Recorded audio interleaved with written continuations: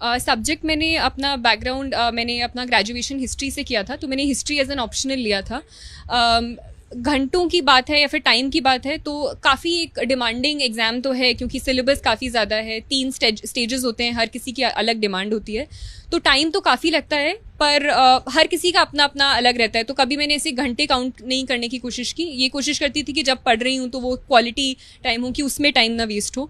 तो एक strategy banana I think अपने अपने अकॉर्डिंग बहुत इंपॉर्टेंट होता है, जहाँ आप अपने लिए टारगेट सेट करो, एक लिमिट करो मटीरियल को, तो आई थिंक वही हेल्प किया मुझे। आप किस तरीके से टारगेट सेट करती थी, क्योंकि हम जानते हैं कि जो लोग इंटरव्यू देख रहे हैं उसमें से कई सारे एस्पायरेंट्स भी हैं, अनफॉर्चुनेटली उसमें वो भी कई सारे लोग हैं जिन्होंने इस बार एग्जाम दिया था, लाखों लोग हैं जो एग्जाम देते हैं क्लियर नहीं कर पाए थे। तो क्या कुछ वो टिप्स हैं, क्या कुछ वो स्ट्रैटेजीज हैं जो आपके लिए फेवर में काम करी?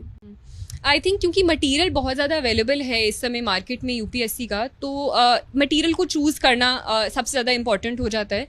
तो apart from the basic books जो कि ऑलरेडी लोगों को पता होती हैं कि इस सब्जेक्ट में इस सब्जेक्ट में, उसके अलावा मैं सिर्फ अपने नोट्स पर ज़्यादा फोकस करती थी रादर देन कोई बहुत स्पेसिफिक मटेरियल। तो करंट अफेयर्स की भी मैं न्यूज़पेपर पे बेस्ड सब्जेक्ट जो आपका वो है सिलेबस है, तो सिलेबस के अकॉर्डिंग जो कीवर्ड्स हैं उसके अंडर मैं अपने नोट्स बनाती रहती थी और उसको ऐड ऑन करती रहती थी ऑन अ डेली बेसिस अपना। तो वो आई थिंक मेरे को आंसर राइटिंग में काफ़ी हेल्प किया in terms of providing an edge in terms of a better answer. तो आई थिंक ऑप्शनल में भी, जो कि मेरा हिस्ट्री था और करंट अफेयर्स में, I use my own notes which I think helped. Shruti, ये आपका कौन सा अटेम्प्ट था? ये मेरा सेकेंड अटेम्प्ट था। पहले अटेम्प्ट में आप कहाँ तक पहुंचे थे और वो कौन सी गलतियां थी इस बार आपने गौर किया और इस बार वो गलतियां दोबारा नहीं होने दी? पहले अटेम्प्ट में आई थिंक सबसे बड़ी जो मेरी गलती थी वो फॉर्म फिलिंग में कहीं रह गई थी। एक अनफोर्स्ड एरर की वजह से मेरा जो मीडियम था मीन्स एग्जामिनेशन का, वो इंग्लिश से हिंदी हो गया था। तो मुझे वो अराउंड 7 पेपर्स हिंदी में लिखने पड़े थे 3-3 घंटे के। तो वो एक मेजर इशू था, जिसकी वजह से मैं 1 मार्क्स से रह गई थी इंटरव्यू कॉल के लिए। केवल 1 नंबर से रह गए थे? गई थी। तो इसलिए मुझे लगा कि आई थिंक अगर मैं इंग्लिश में करूंगी इस बार और थोड़ा अच्छे से करूंगी तो उम्मीद है कि एक अच्छी रैंक इस बार आ पाए। इंटरव्यू आपका कैसा गया था? इंटरव्यू एक्चुअली मुझे लगा था अच्छा जाएगा, मॉक्स भी अच्छे जा रहे थे, पर मैं इंटरव्यू के बाद इतनी खुश नहीं थी और मेरे कुछ दोस्त और मम्मी पापा आए थे, तो मैं आकर इनफैक्ट रो दी थी इंटरव्यू के बाद। इतना ऐसे क्या सवाल आपसे पूछ लिए गए थे? मुझे लगा था कि थोड़ा फैक्चुअल बेस्ड हो गया था, मुझे थोड़ा कॉन्वर्सेशनल चाहिए था, तो इस मुझे मतलब वो मैं थोड़ा सेल्फ क्रिटिकल भी आई थिंक ज़्यादा हो गई थी और मुझे उम्मीदें शायद ज़्यादा थी।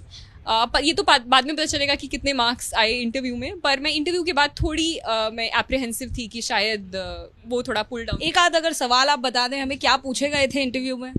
इंटरव्यू में काफ़ी कुछ ऐसे पूछा गया था, हिस्ट्री स्पेसिफिक चीज़ें पूछी गई थी। चंपारण सत्याग्रह, लॉर्ड मेयो का असैसिनेशन के बारे में पूछा गया था। उसके अलावा गवर्नेंस के बारे में क्वेश्चंस पूछे गए थे। मेरे स्कूल के बारे में, सरदार पटेल विद्यालय, उसके बारे में क्वेश्चंस पूछे गए थे।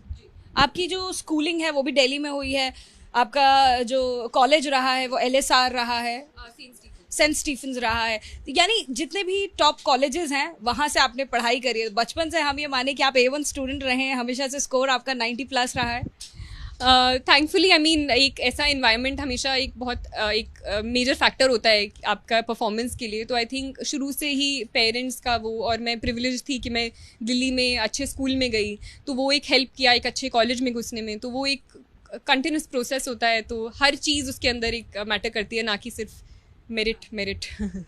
तो यानी परिवार का भी एक बहुत बड़ा रोल होता है, जिस तरीके से अपब्रिंगिंग के साथ साथ जिस तरीके से पढ़ाई को टाइम दिया जाता है बचपन से। किस तरीके का आपका घर का एनवायरनमेंट रहा है, कैसे पढ़ाई को टाइम देते थे, माँ बाप कितनी मदद करते थे, क्या वो कभी स्ट्रिक्ट रहते थे कि श्रुति अब आपको पढ़ाई करनी है, ऐसा कभी हुआ? मम्मी तो शुरू से काफ़ी स्ट्रिक्ट रहती थी, तो वो आई थिंक एक मेजर फैक्टर रहा था। हमारे को थोड़ा शुरू में टाइम भी फिक्स्ड होता था कि आधे घंटे से ज़्यादा नहीं देखना है टीवी और ये है वो।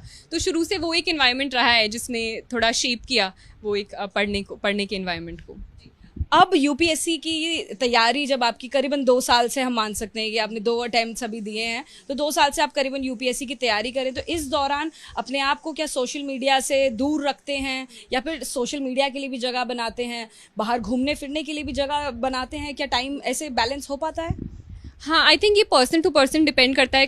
कुछ लोग कम्प्लीटली कट ऑफ करके ही फोकस कर पाते हैं, या ब्रेक ज़्यादा नहीं। मुझे पर्सनली ऐसा बहुत ज़्यादा मैं स्ट्रिक्ट अपना नहीं रखती थी। मैं सोशल मीडिया प्लेटफॉर्म्स पर थी, मैं ज़्यादा एक्टिव नहीं हूँ, but I use to be, मतलब सारे प्लेटफॉर्म्स पर थी मैं ब्रेक्स भी लेती रहती थी। तो आई थिंक मेरा पर्सनल स्टडी स्टाइल ऐसा ही था कि मैं पढ़ने के बाद मुझे चाहिए होता था कुछ ब्रेक, या फिर मैं जाती आती फ्रेंड्स के साथ भी। पर एक सॉर्ट ऑफ ब्रीदर चाहिए था। ब्रीदर के तौर पर क्या करते थे? ब्रीदर के तौर पर मैं मुझे पोएम्स पढ़ना पसंद है, मुझे पोइट्री सॉरी मुझे मूवीज़ देखना पसंद है, तो ये मैं करती हूँ। बाकी मुझे वॉक्स लेना बहुत पसंद है, तो जब भी मेरा मन करता था मैं वॉक लेने चली जाती थी।